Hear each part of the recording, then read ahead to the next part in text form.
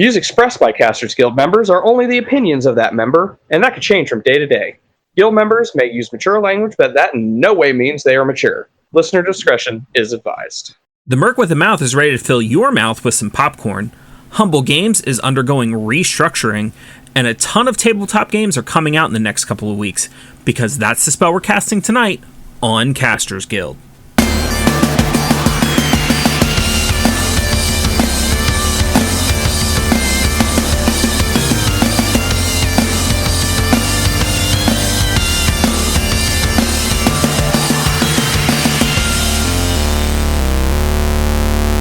Thank you for tuning into this episode of Casters Guild. I'm your Guild Master Rick Perry, the man in the checkered suit.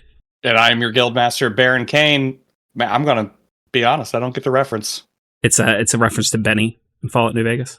Oh, see, it's kind of where I was thinking, but I guess I haven't played Fallout New Vegas in so long, and I've been just slamming Fallout 76 so much lately that it's just like, it's somewhere.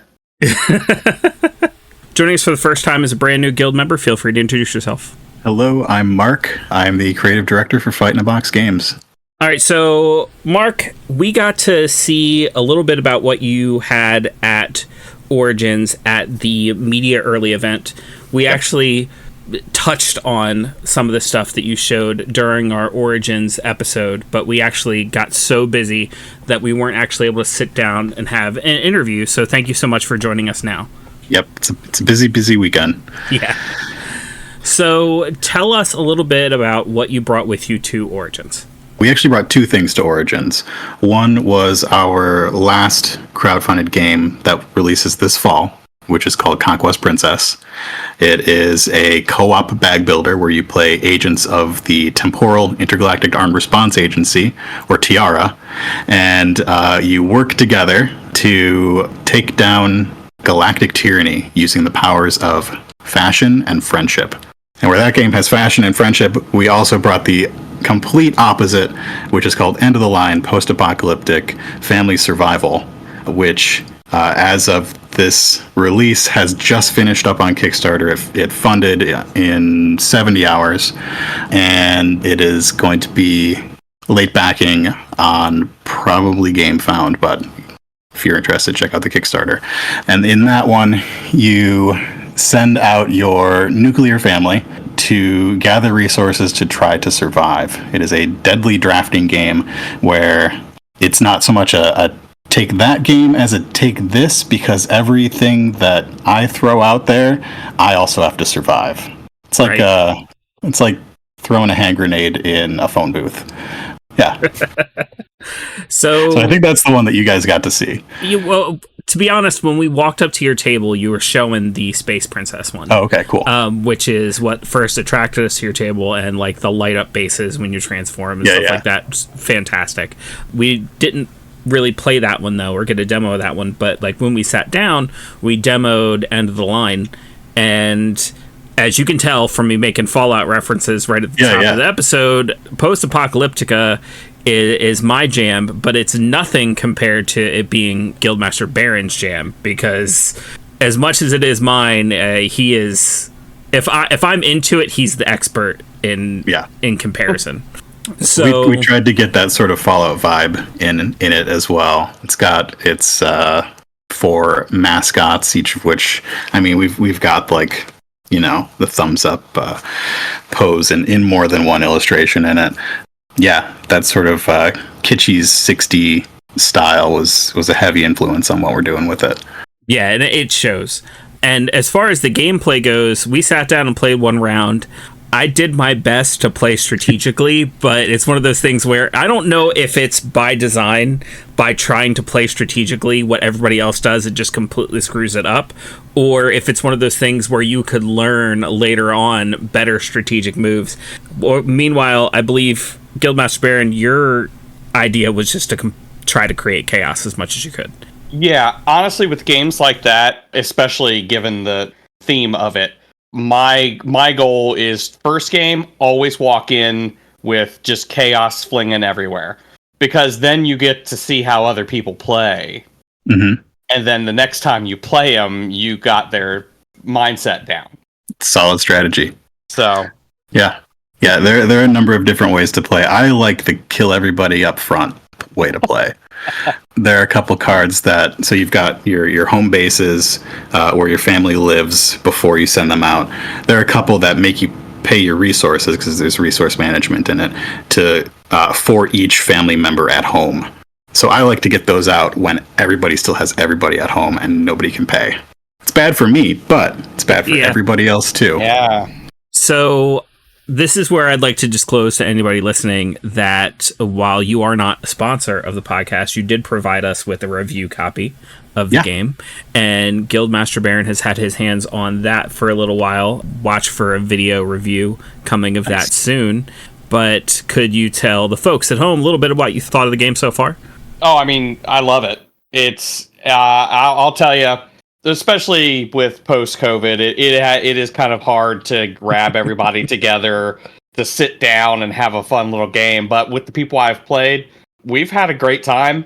You know, we have a couple people who, or one person in particular, that didn't quite understand the whole concept, and like they just kind of kept getting slammed. But towards the end, I'm almost kind of thinking they were doing what I was doing, is just getting how everybody played down. But yeah, it's a great time and perfect for like if you want to bring in, some of your Fallout snacks and drinks and stuff like that, and just have a good time for a good while with some cool music playing in the background. And like you said, it's not the longest game, so you can usually get more than one round in within an hour 15 minutes. Yeah, it's like I was saying, getting how other people play down. You're right, that game is perfect for that, because you're going to play more than once. Especially with the time that you have. If you have a few hours to hang out and that's what you're playing all night, yeah, it's going to get pretty intense there towards the end. I could easily see this being on my table when the next season of Fallout comes out and I'm having a watch party. Nice. Mm-hmm. Yeah, it plays up to 5, and we hit a number of stretch goals during the campaign, including one that let us make a 2-player mode, which is it's like a knife fight in an elevator. It is mean, but fun. All right, so tell us, how long have you been in the business? I've been doing this for a little over 5 years. This is my 4th title with Fight in a Box. Doing art, design, all the creative stuff. This is the first one where I also get game designer credit as well, which is fun. Nice. And there's lots of different places that you could be bringing the game. Obviously, you are bringing it to a few different places. Why add Origins to that list? Origins is where I live, so it's easy. And we've been doing it for years. Origins has changed a lot in the past couple of years, from being a place where all the biggest publishers went and showed off their newest stuff to now being almost like a little, not little, but like a boutique convention. It's a lot of indie publishers, a lot of people doing their own thing, which has made it a lot of fun recently. We mostly do events. We did not have a booth this year, so we just get people down at our table who have tickets and play games with them. Yeah, that's fantastic. This was my first year back to Origins since the first time I went. So technically this is my second Origins, but the first time I went was 6 years ago, I think. Okay. I to be honest with you, I don't know the exact year. It was definitely before COVID. But I love the environment of it, and that's what we've gotten from a lot of the people, is that all the big corporations are over at other conventions and, leave Origins to, like, the indie guys, and I really love it. Yeah, it's nice. Yeah, I'll say in my experience, I think I even talked about this, Origins, when I used to go, that's when all the big guys went. Origins was almost like a direct competition with Gen Con for the big guys like Wizards and all them. Mm-hmm. However, I enjoy Origins more now as a con because you have that indie feel. And, I know about the big guys. They have the money to just throw at advertising and stuff. I want a space where I can go and learn about the indies and stuff that I'm not going to, see popping up on YouTube, in ads and stuff. So I'm really, really enjoying Origins more now. So I understand that you are wrapping up your Kickstarter. Yep. And by the time this episode comes out, it will be completed. It will. So where, when, and how can listeners find your game? Your best bet is to find the Kickstarter, and there will be a link up top where you can find where to late back. So we have a decision to make in the next day. We've been talking with GameFound about late backing there. Kickstarter also has a new system for late backing, but we'll probably be on GameFound, like 95% sure. You'll find us on GameFound. Anybody who's listening, just check the link in the description. I'm sure after 100% they've made their decision, they'll let me know, and I'll make sure that tomorrow at 10 a.m. I'll make sure that link is in the description.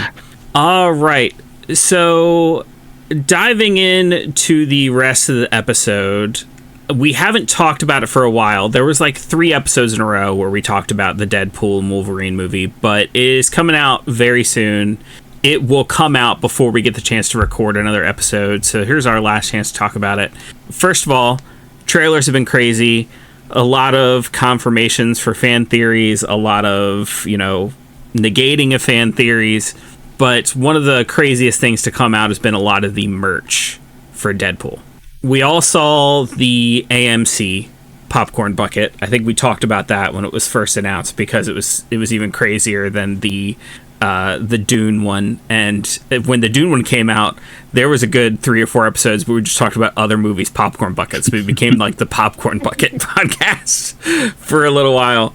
So I would like to go over some of the things that are offered from other theaters and some other places.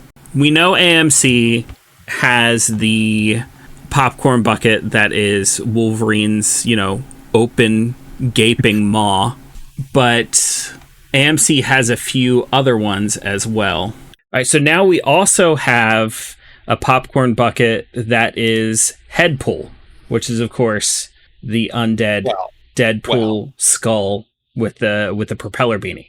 Yeah. I have not seen that one. It was in one of the videos just very briefly. But yeah.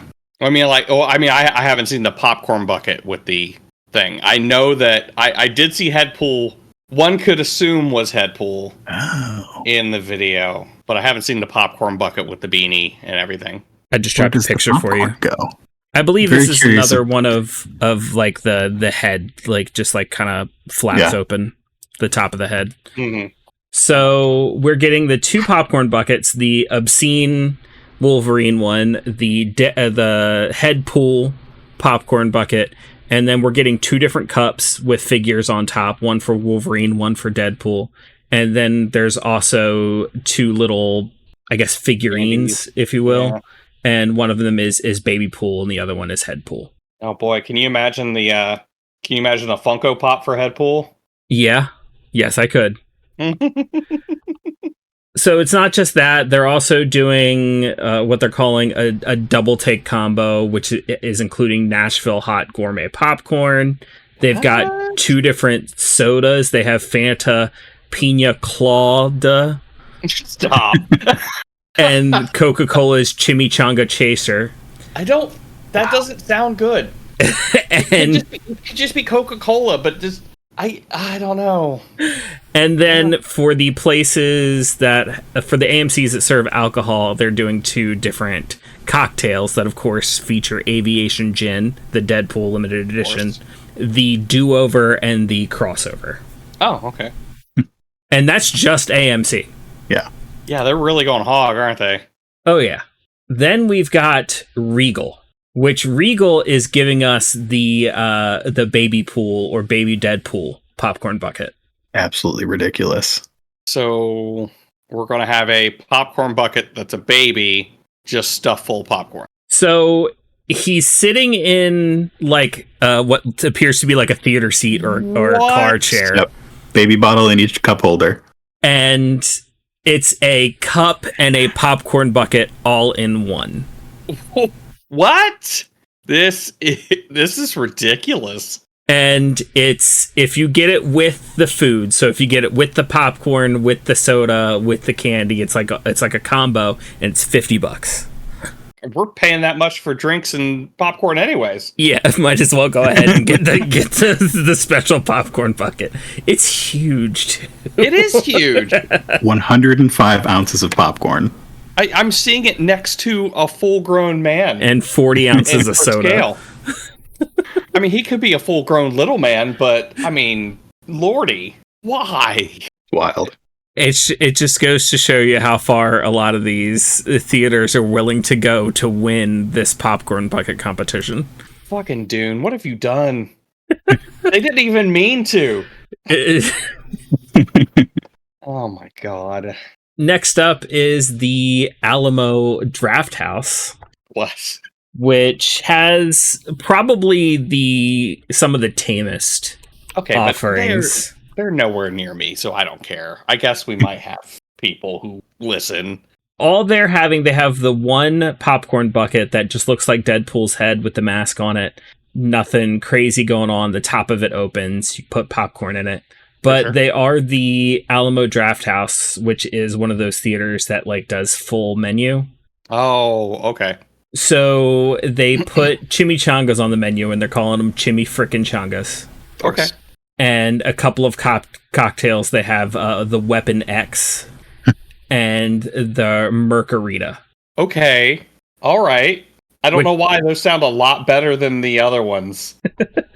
The Weapon X does include aviation gin, because of course it does. But the Mercarita uses tequila. So, because margarita should. And last, and honestly, maybe least, is Cinemark, which in my opinion, they're a little underwhelming. Oh, yeah? That's the one that has the Wolverine cowl as one of their... the weird open mouth. Yes. Oh, not even like an open mouth. No, it's just the cowl. Like it's where it's where the mouth would be. And that's not even where the popcorn goes, which is the real crazy part about it. Well, what goes there? What goes there? I don't think it's anything. Well, that's not very inventive. All right. Wasn't there a taxi with Deadpool on the top? I heard the same thing. Yes. I'm not sure who's offering that. I will say Cinemark is offering a couple other things outside of the cowl. There is also the 130-ounce popcorn tin, which is a little bit better. Well, actually, I should say a lot better. It is a popcorn tin. So first of all, metal, which is nice. And then it's actually just kind of a bucket. And then it's got figures of Deadpool and Wolverine on either side of it. And they also have just some standard theater drink cups that you would expect to see with movie. Crazy. Oh, it's Cinemark who has the taxi as well, in addition to the cowl. Well, good for them for actually having a decent option other than the cowl. Yeah. It's still weird. Like, where do you put the popcorn? Well, in the taxi, you can only put it in the hood. Everything else is open. You do. It does look look like you fill the entire inside of the taxi. Yeah, with popcorn. But yeah, that's weird. It's real weird. But nothing's going to top Microsoft. Let's get off the popcorn bucket talk for a second. Oh, I was like, Microsoft making a popcorn bucket? Buckets now? Because Microsoft is doing a whole Deadpool special edition Xbox. Oh, yeah. And the controller it comes with is quote unquote the cheeky controller designed by Deadpool, and the back of it is Deadpool's ass. I honestly love it. Yeah, and outside of the Xbox, you can also purchase the controller separately, and they're also offering a Wolverine version, which is Wolverine's ass. It looks comfortable. We all wish we were gripping cheeks as we were playing video games anyway. Nice and cushy. Yeah. That's what they should do, is make them out of that, on the ergonomic mouse pads. Make it out of that soft cushiony part. They won't, though. Like, no, it's just going to be hard plastic. Yeah, it's funny. I can't believe that. It'd be cool if they I don't know, with this re-released a remastered version of the Deadpool game. That would be interesting. That was a good ass game. Yeah, Deadpool, of all the games that Deadpool's in, that's probably one of my favorites, because Deadpool's in a lot of video games. But Sorry, I'm going down the popcorn bucket rabbit hole, and there is apparently also a Haunted Mansion light up popcorn bucket. Of course there is. Which is just the crystal ball with the head on the front of it. But of course, we've gotten a lot of really weird stuff out of Deadpool and Wolverine. It all started with the crane machines that were showing up in random theaters, and you had to pre-order a ticket for the movie in order to get a token to play the crane game, and that just got you a chance at like the Best Friends necklace. Oh my god. And now the Best Friends necklace is being actually like sold in Hot Topic, and now there's like an enamel pin version of the necklace. They are leaning so hard into the merchandising and advertising of this movie.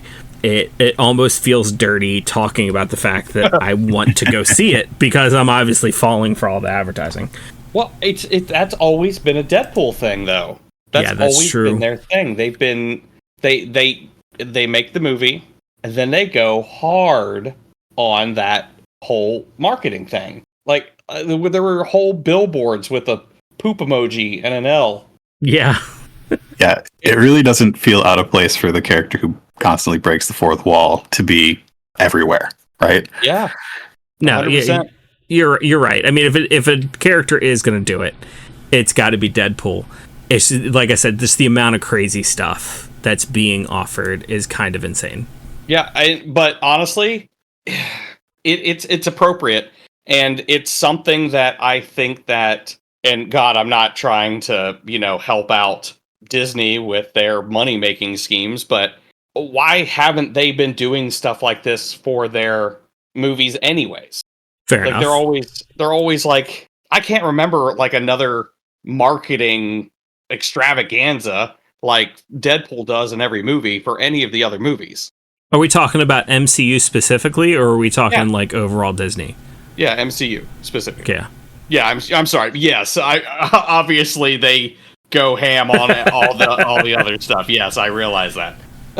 But you know what? Honestly, this kind of marketing reminds me of is like the 90s when they had all of those stupid marketing. I don't know if you remember when everything had movie tie-ins. Well, yeah, like Indiana Jones and the Last Crusade.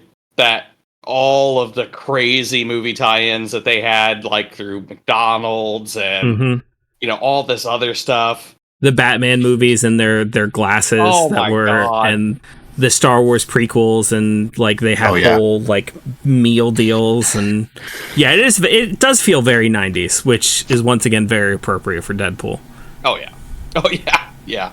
Yep. But Deadpool also, a long time ago, found himself in another video game that a lot of the kids seem to like. Oh my god. And that would be Fortnite. And the only reason I'm bringing it up, because I'm not a Fortnite player, but they have added a new vehicle into the game of Fortnite, and it's the Cybertruck. I don't know if you've seen these things in real life yet. Look, you know what? I have. Okay. I laughed.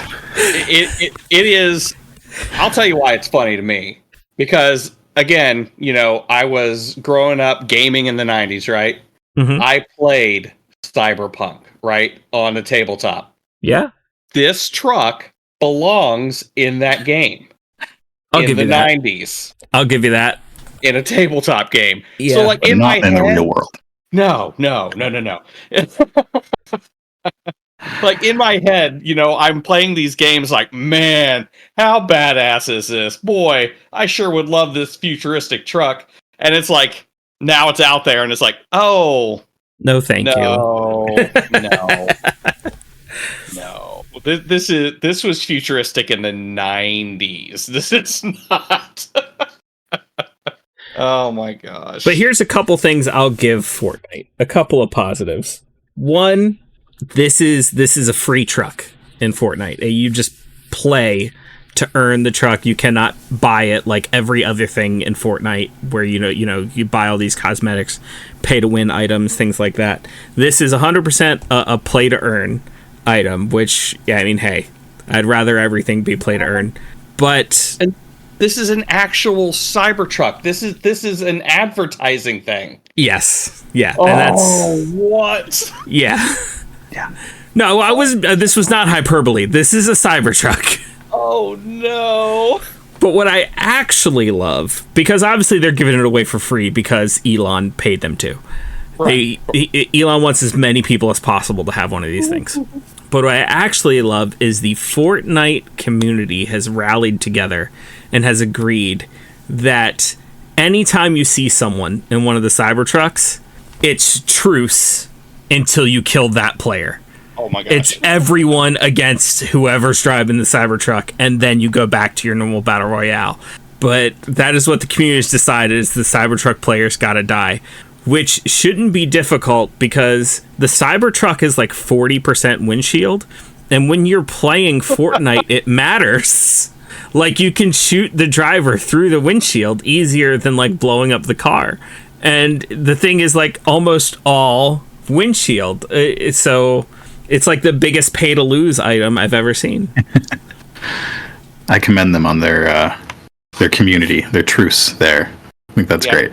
Who would have thought that Elon Musk would bring the Fortnite fandom together? You know, a classically toxic fandom who are always griefing each other. They have now made a common enemy. To grief the Cybertruck players. That's fantastic. But you know where you can get cooler t-shirts than the ones you'd find in Fortnite? I do. tvillain.com. T-Villain is a t-shirt site where you'll find a killer limited edition shirt being sold for $13 only while supplies last. Every Monday, the site features a new design by a new artist. We would tell you what's featured right now, but by the time you hear this, it's already changed. They choose the most ingenious designs that reflect everything evil and villainy, as well as works pertaining to anything artistic, pulp style, lowbrow, pop culture, TV, movies, music, video games, comics, etc. All things cool and evil, basically. To check them out and help out Casters Guild, click our link in the description. But coming from one griefing online community to an online community that's solving griefing in a different way, Helldivers 2 biggest update just got announced, and they're letting us know everything that's going to be in this update. We have talked about Helldivers quite a few times on this podcast because it's just a fantastic game with a mostly fantastic community. Yeah. But one of the ways that people do grief on Helldivers is they'll wait until almost the end of the mission, and then they'll kick somebody, and it is called grief kicking. And basically whoever got booted gets no rewards from that entire match.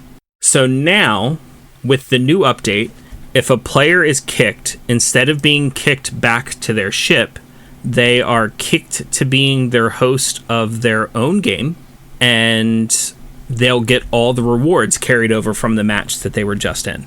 Oh, that's nice. So if someone were to kick them right at the end of the game, then all they have to do is jump on the Pelican, and they get all the rewards as if they had completed the mission themselves. Huh. Okay. I mean, I see positive and negative with this. I mean, the positive, obviously, is that, you know, this ends grief kicking. Right. The negative being that, like, the people who were getting booted because they were griefing, Legit. yeah, they still get rewards, even though they were griefing the entire time. I honestly think it's worth it. Yeah, agreed. It's like, whatever. The positives definitely do outweigh the negatives. Mm-hmm. But it's not the only thing being announced in the new update. If you haven't played Helldivers in a little while, now might be the time to come back with this new update. They've announced a bunch of quality of life fixes. They've announced a new difficulty level. So if Helldive was too easy for you for some reason, they now have Super Helldive, which is, you know, a new 10th level of difficulty. I love how they don't even try, but they try in not trying. Yeah. the whole Super Helldive is so on brand. Yeah. Oh my god. There's going to be new bases for the automatons. There's going to be new bugs. There's going to be new biomes, new planets, a whole bunch of different types of missions. They're adding a ton of stuff to the game. So if you think you've played Helldivers 2, you haven't until after you've played it with the new update. I have to say the new planets and enemies are all really cool looking. Coming from the creative director desk that I'm always sitting in, Helldivers looks great. Yes. Oh yeah. It just, everything about the game screams polish. Yeah. Like from the gameplay to the design to, the propaganda, like just the whole flavor of the game. That's one of the reasons that keeps me coming back to Helldivers, because it's so polished. It just feels super fun to play, and it's because of all that polish. Everything about it feels good. From, the land that you're touching down on, to the way the guns fire, to like the feedback, to just the comical propaganda that everybody ironically takes part in. Like, it's everything about it is polished and just fun. Oh, you get to babysit a baby bug larva? That's one of the new missions, yeah. I saw that, and it just reminded me of, as a big Star Wars fan, it reminded me of the Clone Wars movie. I don't know if either of you saw that in theaters thinking it was going to be the next Star Wars movie, but I did, where they had to babysit a baby hut named Stinky. Yeah. Oh, good times. All while trying to avoid Bile Titans and Stalkers and possibly even some of the newer enemies. There's a new Terminid that actually is like underground, and like tentacles come up from the earth underneath you while you're trying to run away. And the thing about the new one, apparently they're coding it, the new tentacle one, apparently they're only coding it to players who are running away from big horde fights. So it only shows up when you're trying to run away from that charger that you don't have something to kill. And then it then forces you to stop and fight not only this big new bug, but also the wave you were trying to run away from. So you're telling me they're personally attacking me? Yes. Yes, absolutely. Oh, and don't forget the automatons now have a rocket tank. Wonderful. As if they weren't hard enough. The good news for players like us, Baron, is some of these new enemies are only showing up in the new difficulty level, at least for now. Good. Which you and I stay far away from. We're all the way down on like 4, maybe 5. Right. We don't go anywhere close to 10. No. See, this is the part where all the listeners get to tell us we're scrubs and noobs since we don't play on Helldive. Please do. Or feel free to come on our Discord and play with us and try to carry us through a Helldive and then realize why we don't play Helldive. I bet you're not good enough players to do it. Just saying. I know I'm reaching for a segue here, but you said the Cybertruck was something that you might have seen in Cyberpunk. A while ago, way back in May, we talked about the new Cyberpunk Edge Runners mission kit that was announced. It is now available for pre-order, which is pretty sweet. Just a reminder for anybody who hadn't taken a look at it, it is basically a beginner box for the newer Cyberpunk Red TTRPG, where you are playing in the Edge Runners kind of world, and it includes characters from Edge Runners, including some new ones, and a very Edge Runner-esque mission, a bunch of maps and stuff like that. So if you are looking to get into Cyberpunk Red, this is a good place to jump in. It's getting some pretty good reviews, and from so when I'm not doing art for the board game company, I'm big into RPGs, doing actual plays and stuff. And one nice thing about this one is that it really takes the GM's fun into account. Like it scales up based on number of players you've got. It just like directly communicates that you're here to have fun. Let's have fun with this thing. That's really awesome to hear. I played 2020, obviously, I mentioned that earlier. But I haven't got a chance to play Red yet, so I'm really happy to know that they are doing that, and that it is apparently doing well in terms of reviews and stuff. So I've also not played Red yet, but this seems like it would be a really good starting place for somebody coming into it. Absolutely, especially if you were a fan of Edge Runners, which I haven't met anybody who wasn't. Anybody who's watched it has really enjoyed it. I'm actually super late to the party, having just started it like a week ago. But yeah, it's great. And it really makes me want to play a game in that world. Oh, yeah. Well, did you get to play 2077? No, I did not. Okay. So I got a computer for 2077. Nice. Right. Because again, huge fan of Cyberpunk when it first came out. I wanted to see Johnny Silverhand, Morgan Blackhand, all these guys on the screen. Didn't get to see Morgan, but whatever. But I loved it. I was one of the few who had a great experience with the game as soon as it came out. But then Edgerunners came out and I lost my mind because that captures like in your head how you think it would look when these things happen. So yeah, I would love to play in this world. I'm psyched to give it a shot. Yeah, and that Sandevistan is just nasty. Mm-hmm.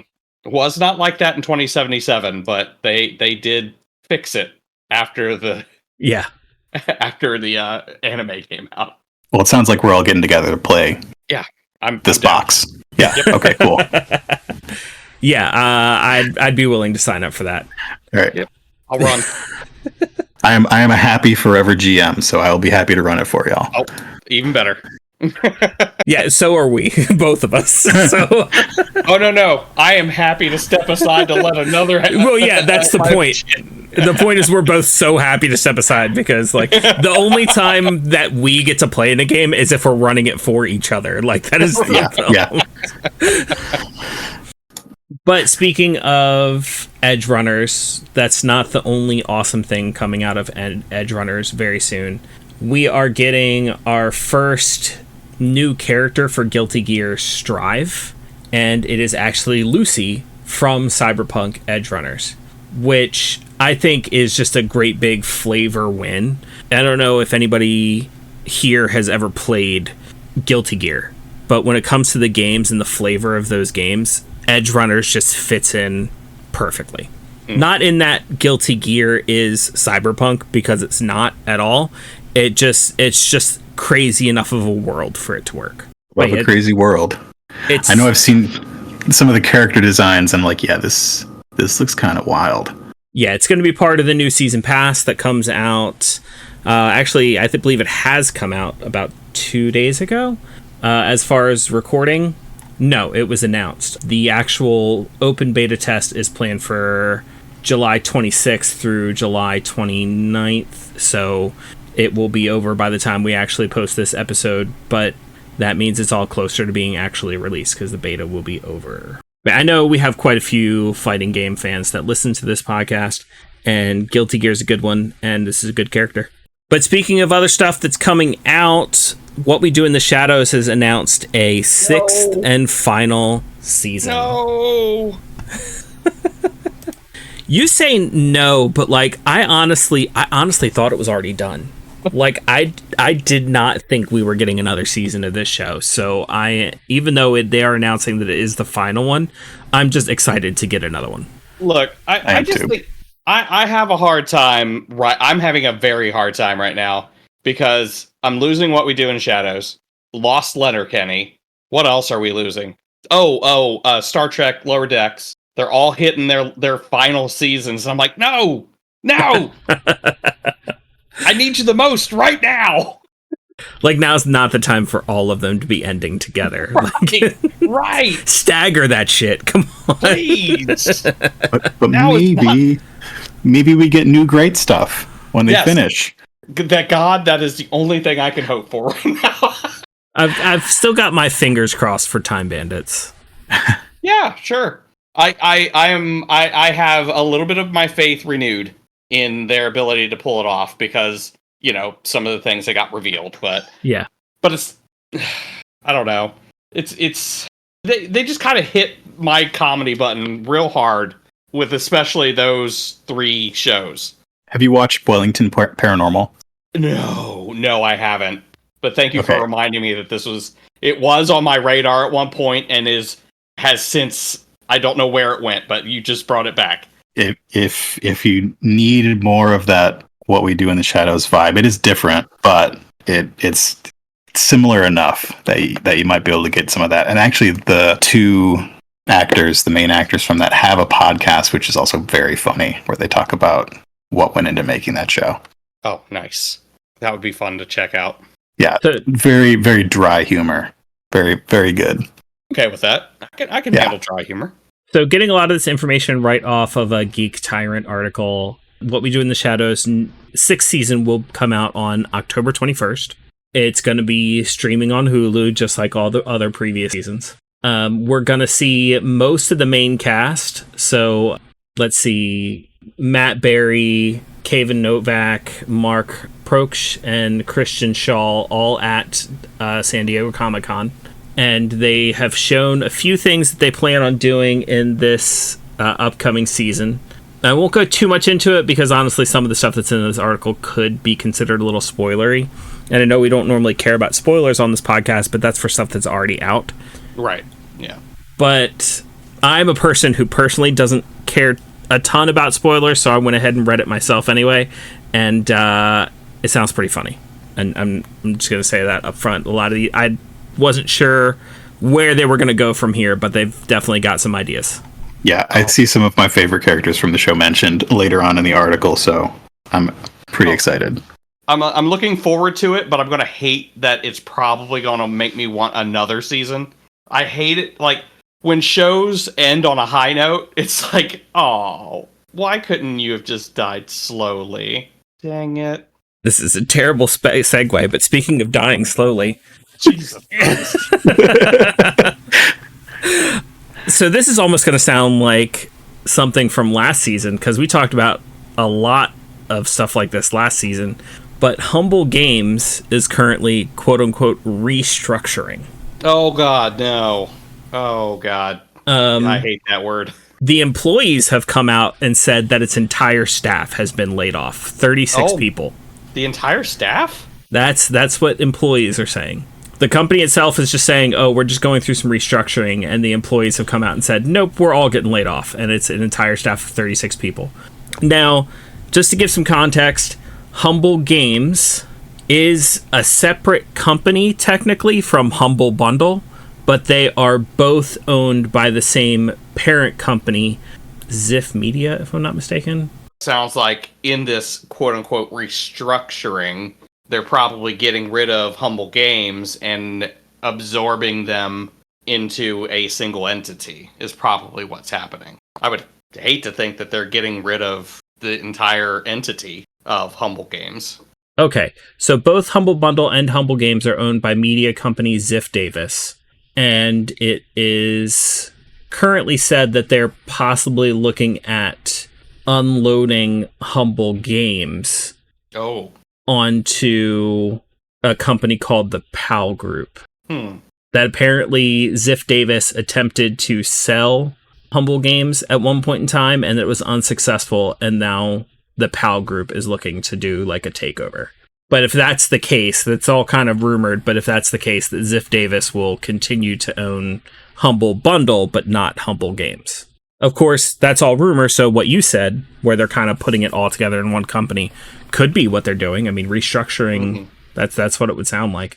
But it would still lead to a bunch of employees losing their jobs, which is not cool. Not cool. Especially when they're trying to make it sound all, oh no, we're doing what's best for the company. We're just restructuring. We're still keeping a lot of jobs. And meanwhile, the whole department is without a job now. Yeah, which we gotta put on blast whoever we gotta put on blast. It saddens me that it's this company, because we've sung the praises of Humble Bundle quite a few times with the deals that you can get from them, and the fact that a lot of the money ends up going to charities, and you can even choose which charities you support a lot of the times. So this company has done a lot of good, but I'm going to try to reserve at least a little bit of judgment until I know 100% what's going on, and it's not just kind of he said, she said. But it's still a lot of people getting laid off. Yeah. Where I feel like if they're executives that could just take a pay cut and keep all those people on. Right. Which is the same as all those other major game companies that did the same thing with huge layoffs. It's like if you just took a couple executives and gave them like a little 10% pay cut, or even just didn't give them a raise this year, you'd be able to keep all those people. Or like, any one of those corporations that don't happen to be involved in games that employ a lot of people. Yep. That I'm not going to name on the podcast. Sounds like we've got our adventure ready for Cyberpunk. Damn corpos. The campaign's it's just going to be called corporate restructuring. Yeah. Oh fuck! I'm excited for this game. All right, so by the next time we record for the podcast, I will have returned from Gen Con. As we've said on an earlier episode, I'm not necessarily endorsing Gen Con because they have been doing not so great things recently, especially when it comes to the Crit Awards. But I've already got money tangled up in it, so here we go. But that doesn't mean that those others who are coming to Gen Con don't need to be shouted out. There are, creators out there who are bringing their games to Gen Con, and people need to know about them. So our guest was gracious enough to provide us with a few links of some of the stuff coming out at Gen Con, some of the most anticipated stuff. I thought it was actually kind of funny when I was looking through these links that you sent, and one of the links came from Meeple Mountain, which is Nashville based. And I've actually been to a few of their events because I'm in Tennessee. I'm based in Tennessee. Cool. So I actually thought that was pretty cool. But, I'll go ahead and let you lead into this one with some of the stuff that you posted. Sure. Yeah. So there's always a lot of good games coming out around this time of year. I think I heard mention of Lower Decks earlier, the final season, right?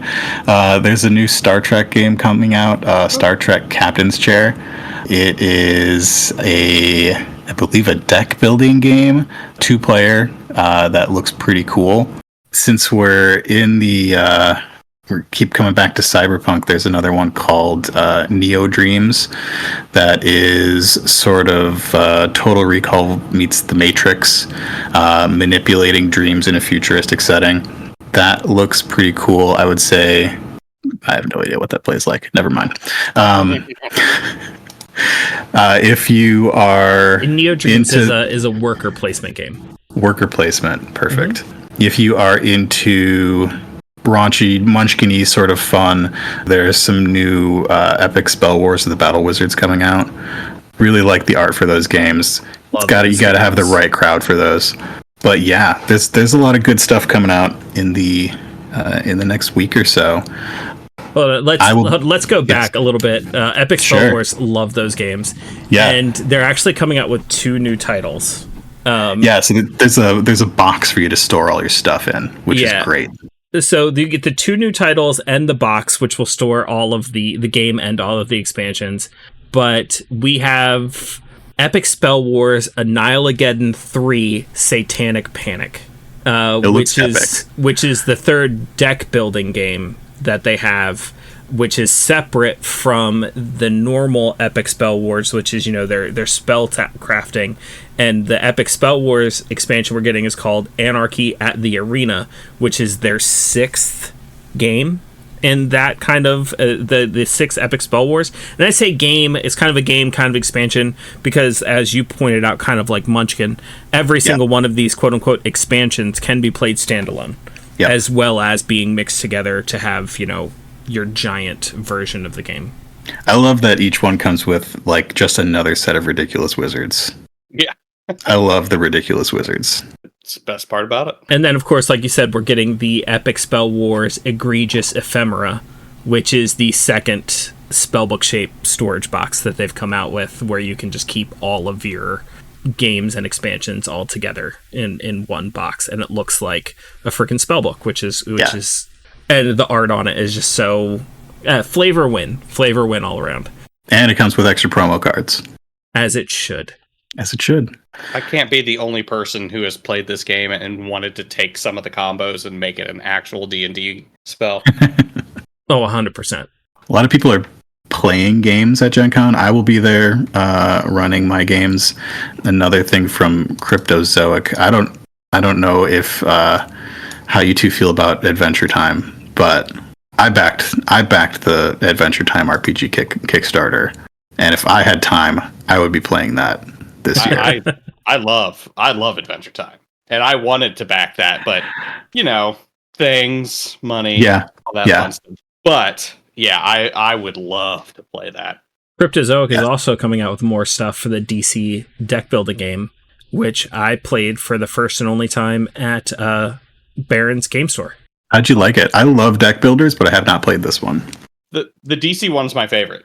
It was pretty good. I should say it wasn't the first and only time I played it just because I didn't like it. It was just because I don't own it, and that's where I played it. But yeah, I thought it was pretty good. Yeah, you played it at your house too when we came down for the con. I'm pretty sure you did. No, we played Scott Pilgrim. I lied to you. We played Scott Pilgrim. Mm-hmm. Precious little card game, which is another deck builder, so I could see how you'd get it confused. But yeah, I like the DC one. I will say that I think it's probably my favorite because it was the first one I was introduced to in terms of deck building games. But it definitely gave me a love for it. Like Clank is another good one. If you ever get the chance to play Clank, it's so freaking good. There's actually been times where I've thought about playing Clank and then immediately after playing Red Dragon Inn. Okay, makes sense. Yeah, it'd be a good segue, I think. Yeah, as far as like actually playing or running games at Gen Con, the biggest reason I'll be there is because I'm working shifts for True Dungeon. So from about 3 p.m. till midnight every day of the convention, I'm going to be working True Dungeon. So as I've been looking through events and like seeing games that I might actually want to take part in, everything is either sold out or happening during my shifts. So I'm thinking about just waiting to see what's open once I get there.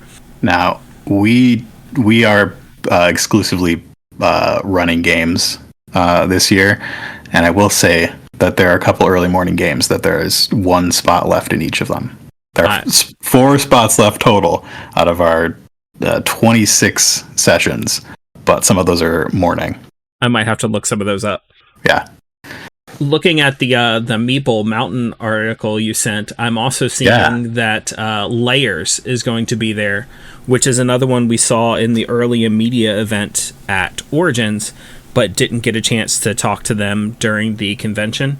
Baron, that's the one where it's a 2-player game and you're creating a dungeon on like graph paper behind a screen, and then the other player is going through it as you describe what's in the room.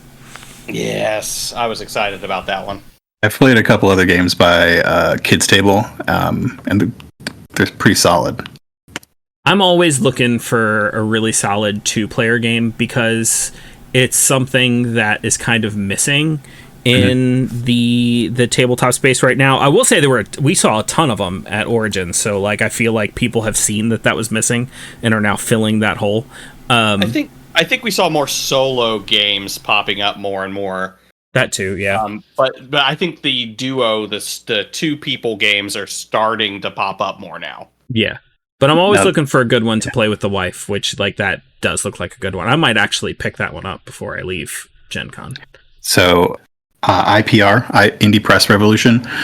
When I go to conventions, I'm mostly looking at RPGs. Like I'm looking at board games 8+ hours a day. But when I'm not doing work, it's all RPGs. And one that I noticed that IPR is going to have this year is, I didn't know about this game previously, but they're going to have an expansion or an additional like version of a 2-player RPG called Starcrossed that is not actually due to come out until October. So if you need a 2-player RPG to play with your partner, I actually sent this to my wife earlier today asking if she'd play it because she doesn't play a lot of games. This one is about 2 characters who are in love, but there's something in between them. Like one of them, maybe you're a fire elemental and an ice elemental. Oh. And it plays like Dread with a Jenga tower. Oh. Yeah. Okay. I'm a big fan of Dread, so like I'm got sold. that tension. Yeah. But it's like romance. Yeah, I'm We'll see how it does. Yeah, I'm sold. I'll be looking for it when I'm there.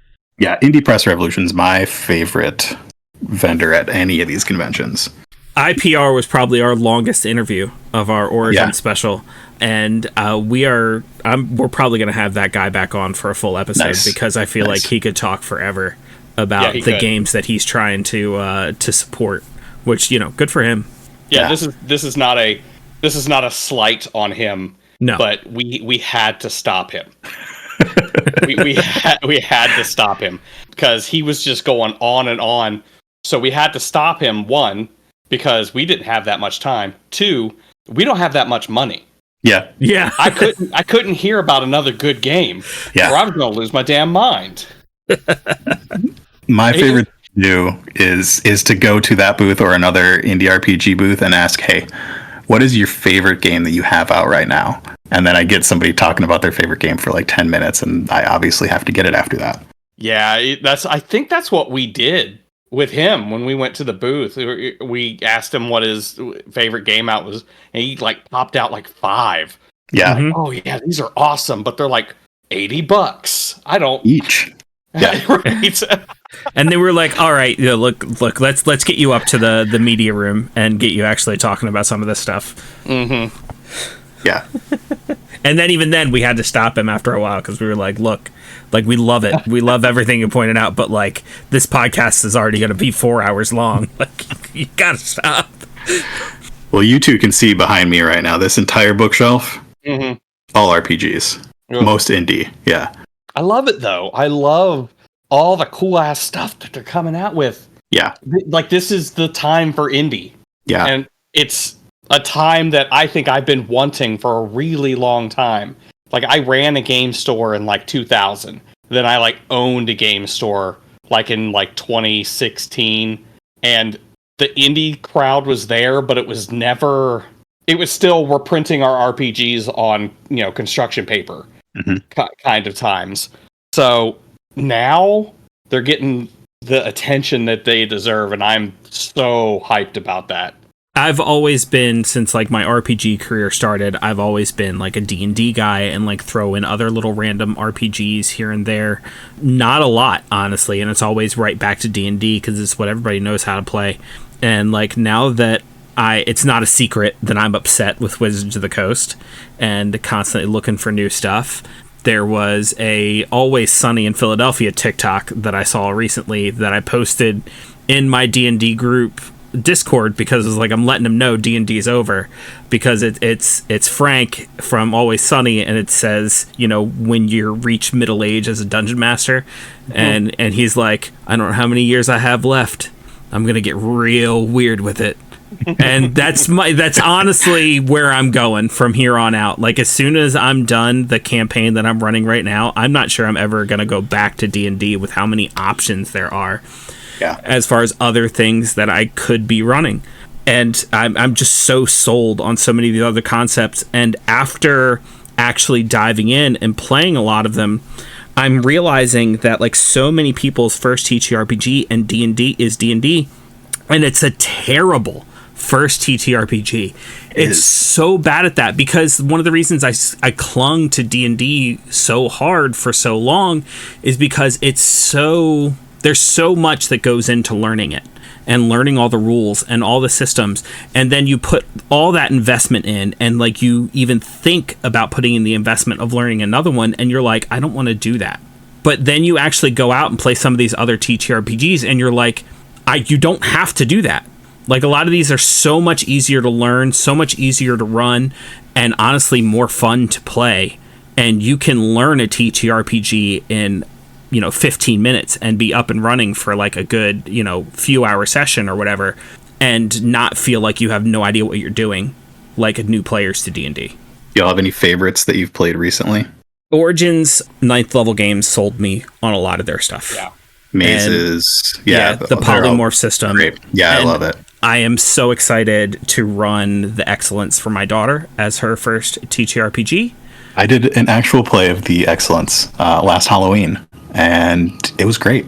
I recently had a couple friends over, and we were just playing some TCGs, like breaking out some Commander and some Lorcana, and like in between games, I showed them the book for Excellence, and I had a bunch of grown men giggling over what kind of princesses they were going to make when we ran this game for my daughter. So everybody's on board for it, and I'll be doing it real soon.